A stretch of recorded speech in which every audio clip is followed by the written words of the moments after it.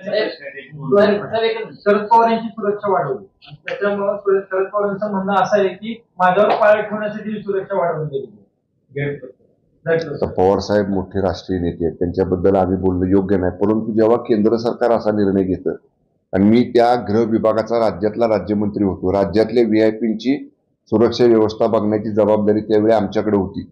आम्ही दर 8-15 दिवसांनी महिन्यांनी त्याचा पिरियडिकल रिव्ह्यू घ्यायचो. कुणाला वाय सिक्युरिटी आहे, कुणाला वाय प्लस आहे, कुणाला झेड आहे, कुणाला झेड प्लस आहे, आणि आपण त्याचा रिव्ह्यू घ्यायचो.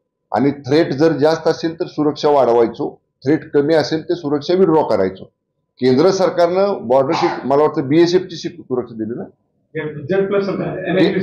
एनएसजीची केंद्र सरकारनं सुरक्षा दिली. अर्थात केंद्रातल्या यंत्रणांकडे काहीतरी इनपुट असेल, आणि पवार साहेबांची सुरक्षा ही महाराष्ट्राच्या दृष्टीनं जशी महत्वाची आहे तशी देशाच्या दृष्टीनं सुद्धा महत्वाची आहे. त्यामुळे त्यांच्या सुरक्षेची काळजी केंद्राला असल्यामुळेच काळजीपोटी घेतलेला हा निर्णय आहे. महाराष्ट्राची पोलीस सक्षम नाहीयेत म्हणून नाही, आमची पण वाय प्लस झेड प्लस सुरक्षा आहे. राऊतांचं म्हणणं आहे की महाराष्ट्र पोलीस सक्षम नाहीये म्हणून केंद्राकडून त्यांना सिक्युरिटी द्यावी लागते. आम्ही महाराष्ट्र सरकारकडे जेवढी सगळ्यात जी एक्स्ट्रीम सुरक्षा आहे झेड प्लसची, ती सुरक्षा पवार साहेबांना दिलेली आहे.